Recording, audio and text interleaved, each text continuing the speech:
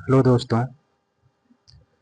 अगर आप लोग UPSC, UPPCS, RO, ARO, SSC, railway, UP triple SC, PET जैसी परीक्षाओं की तैयारी कर रहे हैं तो यह जो कंटेंट है आप लोगों के लिए बेहद इम्पॉर्टेंट होगा।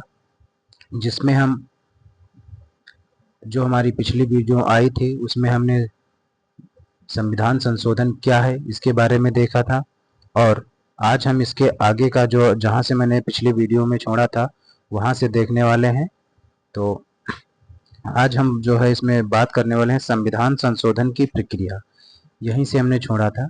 उससे पहले जो है हमारा जो ये टॉपिक था बाकी हो चुका था, तो आज हम संविधान संशोधन की प्रक्रिया से स्टार्ट करेंगे। तो चलते हैं ज़्यादा देर ना करते हुए अपने टॉपिक की तरफ और देखते हैं कि टॉपिक क्या है। तो आज का टॉपिक जो हमारा है उसमें संविधान संशोधन की प्रक्रिया के बारे में हमें देखना है कि संविधान संशोधन जो होता है उसकी क्या प्रक्रिया रहती है। तो आर्टिकल 368 के तहत संविधान में संशोधन की प्रक्रिया का उल्लेख किया गया है जो कि निम्नलिखित है। यानी जो संविधान का आर्टिकल 368 है उसमें संविधान संशोधन की प्रक्रिया का उल्लेख किया गया है।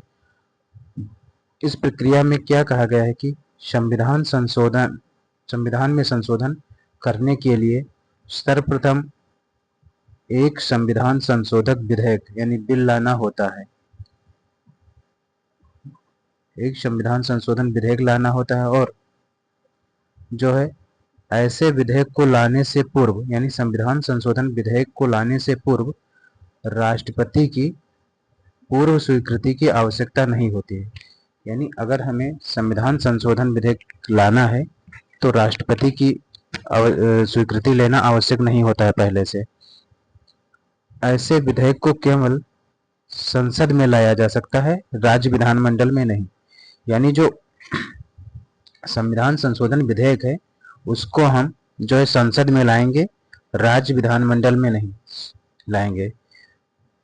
और ऐसे विधेयक को संसद के किसी भी सदन में लाया जा सकता है। यानी जो संविधान संशोधन विधेयक है उसे लोकसभा या फिर राज्यसभा किसी में भी लाया जा सकता है संविधान संशोधन विधेयक को। अब देखने की संविधान संशोधन विधेयक पर कलर चेंज कर लेते हैं। संविधान संशोधन विधेयक पर राज्यसभा की शक्ति क्या है। यानी जो हमारा संविधान संशोधन विधेयक है उस पर राज्यसभा की शक्ति क्या होती है। तो राज्यसभा इस विधेयक को अस्वीकार कर सकती है, और राज्यसभा इस विधेयक को 6 माह तक रोक कर भी रख सकती है तथा पुनर्विचार के लिए भी वापस भेज सकती है। यह शक्ति राज्यसभा के पास होती है। और पॉइंट है कि निष्कर्षतः यह कहा जा सकता है कि संविधान संशोधन विधेयक के संबंध में लोकसभा और राज्यसभा की शक्तियां बराबर होती हैं। यानी यहाँ से जो है आपका अच्छा खासा स्टेटमेंट बन जाता है कि संविधान संशोधन विधेयक के संबंध में लोकसभा और राज्यसभा की शक्तियां बराबर होती हैं या नहीं, ऐसा स्टेटमेंट बन जाता है। तो होता क्या है कि संविधान संशोधन विधेयक के केस में लोकसभा और राज्यसभा दोनों की शक्तियां आपस में बराबर होती हैं। फिर हमारा अगला टॉपिक क्या है इसी में कि संविधान संशोधन विधेयक पर राष्ट्रपति की क्या शक्ति होती है। यानी जब संविधान संशोधन विधेयक आता है उस पर राष्ट्रपति की क्या शक्तियां होती हैं। तो इसमें प्रारंभ में राष्ट्रपति संविधान संशोधन विधेयक को अस्वीकार भी कर सकता था तथा पुनर्विचार के लिए सदन को एक बार वापस भी कर सकता था। पहले क्या था कि जो राष्ट्रपति होता था वो संविधान संशोधन विधेयक को अस्वीकार भी कर सकता था तथा पुनर्विचार के लिए सदन को एक बार वापस भी भेज सकता था सदन में। लेकिन फिर आता है 24वां संविधान संशोधन अधिनियम 1971। फिर 24वां संविधान संशोधन अधिनियम 1971 के द्वारा यह व्यवस्था कर दिया गया कि राष्ट्रपति संविधान संशोधन विधेयक पर अपनी स्वीकृति देने के लिए बाध्य है। यानी संविधान संशोधन विधेयक अगर आएगा तो उस पर राष्ट्रपति को स्वीकृति देना ही पड़ेगा, ऐसा आवश्यक है, यानी बाध्य है।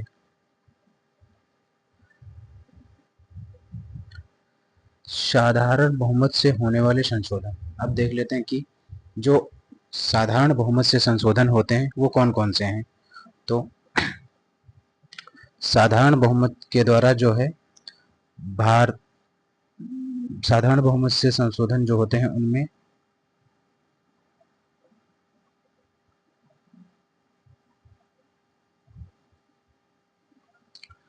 भारत संघ में नए राज्यों का प्रवेश एवं उनकी स्थापना, इसमें जो है संशोधन साधारण बहुमत से होगा। यानी आर्टिकल 2 में लिखा गया है कि भारत संघ में नए राज्यों का प्रवेश एवं उनकी स्थापना का प्रावधान आर्टिकल 2 में किया गया, और अगर आर्टिकल 2 में हमें कोई संशोधन करना है तो उसमें साधारण बहुमत के द्वारा संशोधन कर सकते हैं। एक पॉइंट तो ये हो गया। दूसरा पॉइंट आपका है नए राज्यों का गठन अगर करना है तो साधारण बहुमत से संशोधन करके तब नए राज्यों का गठन किया जाएगा। यह प्रक्रिया जो है आर्टिकल 3 में दी गई है। ऐसे भी कह सकता है कि आर्टिकल 3 में नए राज्यों के गठन का प्रावधान किया गया है, और ये जो नए राज्यों का गठन होगा वो साधारण बहुमत की प्रक्रिया से होगा, जो संविधान संशोधन के माध्यम से। पॉइंट नंबर 3, नागरिकता के संबंध में संशोधन जो है अगर कोई हो रहा है तो साधारण बहुमत की प्रक्रिया से होगा, साधारण बहुमत से होगा। और नागरिकता के संबंध में जो संशोधन हो दिया गया है वो आर्टिकल 11 में दिया गया है, नागरिकता का प्रावधान। फिर संविधान परिषद का गठन एवं उत्साधन, यानी उत्साधन का अर्थ होता है यानी समापन, उत्साधन का अर्थ समापन होता है। इसमें अगर कोई संशोधन होने वाला होगा तो साधारण बहुमत से होगा। और संविधान में जो है विधान परिषद का गठन एवं उत्साधन का प्रावधान जो है वो आर्टिकल 169 में किया गया है।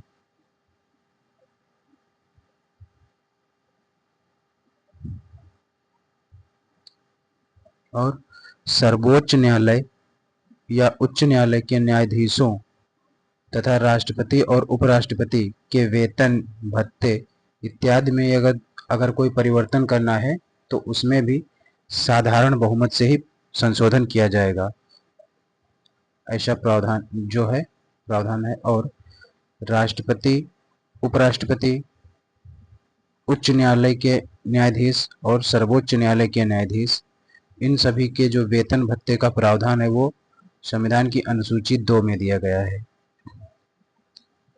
अगला पॉइंट, संघ शासित प्रदेशों के लिए राज्य विधानमंडल का प्रावधान एवं मंत्रिपरिषद का गठन में अगर कोई संशोधन करना है तो साधारण बहुमत से करेंगे, और इसका प्रावधान आर्टिकल 339A में दिया गया है। और यदि आर्टिकल 1, आर्टिकल 5, आर्टिकल 6 और आर्टिकल 8 में कोई परिवर्तन करना है तब भी हम साधारण बहुमत से ही संशोधन करेंगे। और यदि सर्वोच्च न्यायालय के न्यायाधीशों की संख्या में वृद्धि करनी है तब भी हम साधारण बहुमत के संशोधन के द्वारा ही सर्वोच्च न्यायालय के न्यायाधीशों की संख्या में वृद्धि कर सकते हैं। अगला हमारा जो टॉपिक है कि विशेष बहुमत प्लस आधे राज्यों की सहमति से होने वाले संशोधन। अभी तो हमने जो देखा वो साधारण बहुमत से होने वाले संशोधन देखे, अब विशेष बहुमत प्लस आधे राज्यों की सहमति से होने वाले कौन कौन से संशोधन हैं जिनमें इनकी आवश्यकता पड़ती है। तो नंबर 1, हमारे संविधान का ऐसा हिस्सा जो संघीय ढांचे से संबंधित है उसमें संशोधन करने के लिए विशेष बहुमत प्लस आधे राज्यों की सहमति ली जाती है, जो निम्नलिखित है।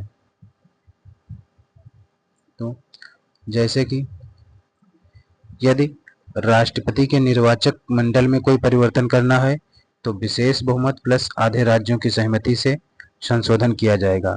और राष्ट्रपति के निर्वाचक मंडल का प्रावधान जो है वो आर्टिकल 54 में दिया गया है। दूसरा पॉइंट, यदि राष्ट्रपति के निर्वाचन विधि में कोई परिवर्तन करना है तो विशेष बहुमत प्लस आधे राज्यों की सहमति के द्वारा परिवर्तन किया जाएगा।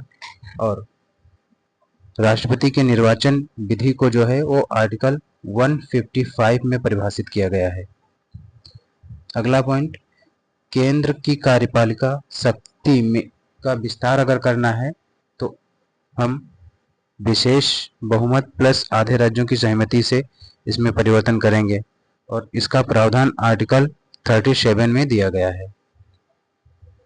और यदि राज्य की कार्यपालिका शक्ति का विस्तार करना है तब भी हम विशेष बहुमत प्लस आधे राज्यों की सहमति से इसमें विस्तार करेंगे और इसका प्रावधान जो है वो आर्टिकल 162 में किया गया है। और यदि सर्वोच्च न्यायालय तथा उच्च न्यायालय में परिवर्तन तथा केंद्र शासित प्रदेशों के लिए उच्च न्यायालय का प्रावधान करना है तो इसमें भी संशोधन हम जो है वो विशेष बहुमत प्लस आधे राज्यों की सहमति से करेंगे। केंद्र एवं राज्य के मध्य विधायी संबंध में यदि कोई परिवर्तन करना है तब भी करेंगे। वस्तु और सेवा कर में यदि कोई परिवर्तन करना है तब भी विशेष बहुमत प्लस आधे राज्यों की सहमति से करेंगे। अनुसूची 4 और अनुसूची 7 में अगर कोई परिवर्तन करना है तब भी विशेष बहुमत प्लस आधे राज्यों की सहमति से संशोधन करेंगे। स्वयं आर्टिकल 368 में यदि कोई परिवर्तन करना है तब भी हम विशेष बहुमत प्लस आधे राज्यों की सहमति से संशोधन करेंगे।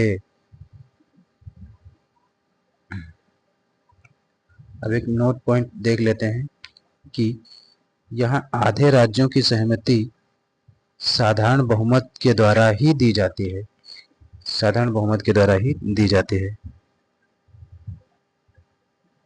अब विशेष बहुमत से होने वाले संशोधन कौन कौन से हैं? तो यदि संविधान में ऐसा संशोधन जो साधारण बहुमत से नहीं होगा, आधे राज्यों की सहमति से नहीं होगा, वह सभी संशोधन केवल विशेष बहुमत से किए जाएंगे। यानी संविधान में संशोधन जो साधारण बहुमत से नहीं होगा, आधे राज्यों की सहमति से नहीं होगा, वह सभी संशोधन केवल जो है वो विशेष बहुमत से ही होंगे।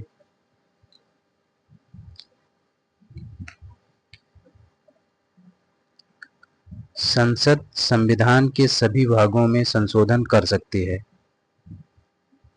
प्रस्तावना और मूल अधिकार सहित, लेकिन इसका अर्थ यह कदापि नहीं है कि संसद के पास संविधान में परिवर्तन करने की असीमित शक्ति है, क्योंकि संसद संविधान के उन हिस्सों को संशोधित नहीं कर सकती है जो हमारे संविधान का मूल ढांचा है।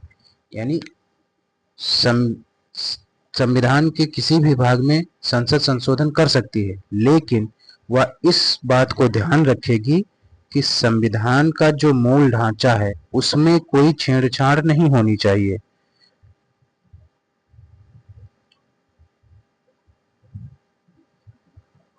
वैसे भी न्यायपालिका में मिनर्वा मिल्स एवं भारत संघ के मामले में संसद के संविधान में संशोधन करने की सीमित शक्ति को मूल ढांचा घोषित किया है, जिसका अर्थ यह हुआ कि संसद संविधान में संशोधन करके भी अपने संशोधन की शक्ति को असीमित नहीं कर सकती।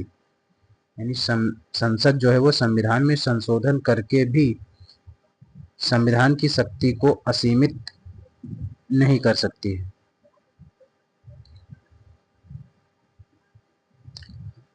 अब आपका जो ये टॉपिक है, ये आपका मोस्ट इम्पॉर्टेंट टॉपिक यहाँ से आपका शुरू होने वाला है, संविधान सभा का गठन। इसके बारे में देखेंगे। तो सर्वप्रथम संविधान सभा के गठन की मांग जो है अनौपचारिक रूप से बाल गंगाधर तिलक ने 1895 में अपने स्वराज विधेयक के माध्यम से की थी। यानी सर्वप्रथम जो संविधान सभा के गठन की मांग है वह अनौपचारिक मांग बाल गंगाधर तिलक जी के द्वारा 1895 में अपने स्वराज विधेयक के माध्यम से की गई थी। और फिर इसके पश्चात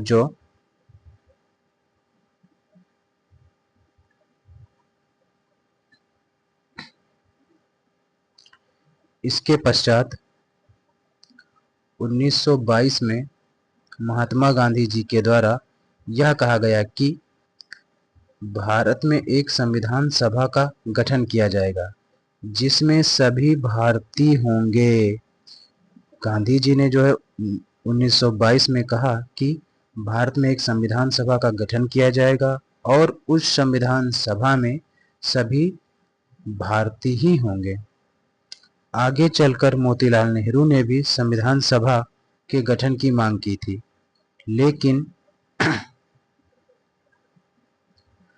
लेकिन ध्यान रहे कि 1934 में पहली बार औपचारिक रूप से संविधान सभा के गठन की मांग स्वराज पार्टी के द्वारा की गई थी।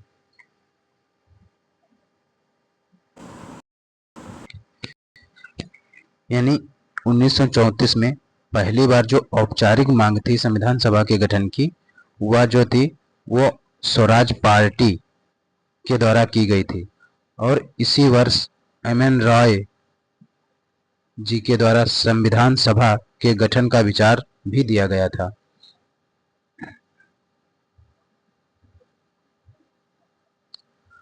अंग्रेजों के द्वारा पहली बार 1940 में अगस्त प्रस्ताव के माध्यम से संविधान सभा के गठन की मांग को स्वीकार किया और कहा कि भारतीयों के लिए संविधान सभा का गठन किया जाएगा जिसमें ज़्यादातर भारतीय होंगे। लेकिन मुस्लिम लीग और कांग्रेस दोनों ने इसे अस्वीकार कर दिया। यानी बात ये थी कि अंग्रेजों के द्वारा जो है पहली बार 1940 में अगस्त प्रस्ताव के माध्यम से संविधान सभा के गठन की मांग को जो है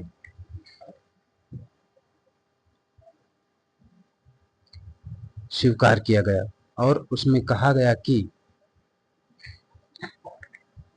जो संविधान सभा होगी उसमें ज़्यादातर भारतीय ही शामिल होंगे। लेकिन ये जो बात है मुस्लिम लीग और कांग्रेस दोनों को नहीं समझ में आई और ना ही भाई, तो उन लोगों ने इसका बहिष्कार किया, यानी उसे अस्वीकार कर दिया संविधान। और फिर इसके बाद जो है वो आता है क्रिप्स प्रस्ताव। अब क्रिप्स प्रस्ताव में क्या हुआ वो देख लेते हैं।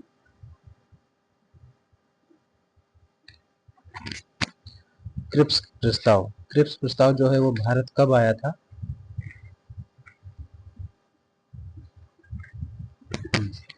तो क्रिप्स प्रस्ताव जो है वो भारत 1942 में, कब? 24 यानी 22 मार्च 1942 को क्रिप्स प्रस्ताव जो है वो 22 मार्च 1942 को भारत आया था। और 22 मार्च 1942 को भारत आया था। इसमें जो अध्यक्षता की थी वो स्टेफर्ड क्रिप्स के द्वारा की गई थी। यानी जो क्रिप्स प्रस्ताव भारत आया था उसकी अध्यक्षता स्टेफर्ड क्रिप्स के द्वारा की गई थी। और इस क्रिप्स प्रस्ताव के बारे में महात्मा गांधी जी ने कहा है कि महात्मा गांधी जी ने क्रिप्स प्रस्ताव को पोस्ट डेटेड चेक की संज्ञा दी है। महात्मा गांधी जी ने क्रिप्स प्रस्ताव को पोस्ट डेटेड चेक की संज्ञा दी है। और इसी निर्वाचित विधानसभा की गठन की बात की गई और क्रिप्स प्रस्ताव में एक निर्वाचित संविधान सभा के गठन की बात की गई थी। और इसी क्रिप्स प्रस्ताव के बाद जो है इसी क्रिप्स प्रस्ताव के बाद 1942 में जो क्रिप्स प्रस्ताव आया 1942 में ही भारत छोड़ो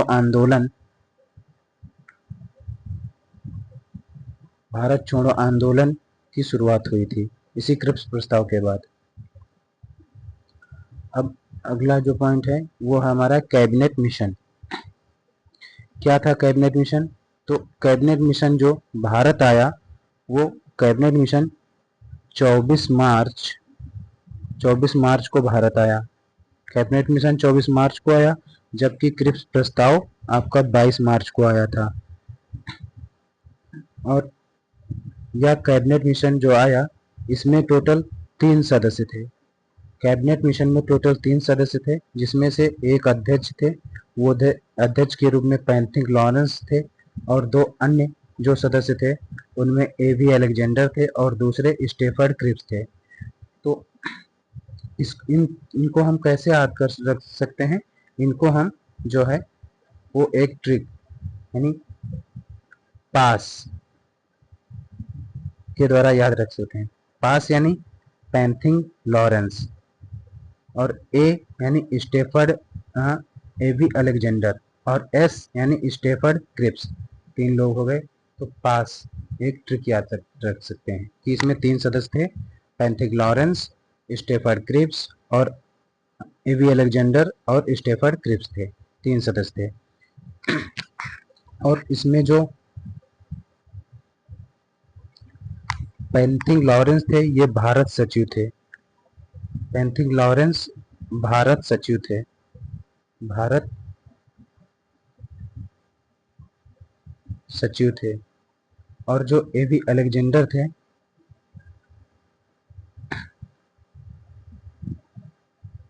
एवी अलेक्जेंडर जो थे ये नौसेना मंत्री थे।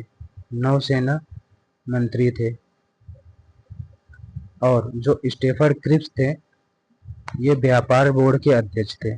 व्यापार बोर्ड के अध्यक्ष थे स्टेफर्ड क्रिप्स साहब। फिर इस क्रिप्स जो कैबिनेट मिशन आया था इसका परिणाम क्या रहा? इसी प्रस्ताव के आधार पर जो है भारत में संविधान सभा का गठन किया गया था। जो कैबिनेट मिशन आया था इसी कैबिनेट मिशन के आधार पर ही भारत में जो है संविधान सभा का गठन किया गया था। संविधान सभा का गठन किया गया था। और जब कैबिनेट मिशन भारत आया था उस समय ब्रिटेन के प्रधानमंत्री कौन थे? तो उस समय ब्रिटेन के प्रधानमंत्री सर क्लेमेंट इटली जी थे। और जो कैबिनेट मिशन आया इसका कैबिनेट मिशन का जो उद्देश्य क्या था? कैबिनेट मिशन का उद्देश्य था भारत में सत्ता का हस्तांतरण की व्यवस्था करना, संविधान सभा का गठन करना, अंतरिम सरकार बनाना और भारत की एकता को बनाए रखना कैबिनेट मिशन का उद्देश्य था। कैबिनेट मिशन योजना की घोषणा जो है वो कब हुई थी? वो 16 मई 1946 को हुई थी। कैबिनेट मिशन योजना की घोषणा 16 मई 1946 को हुई थी।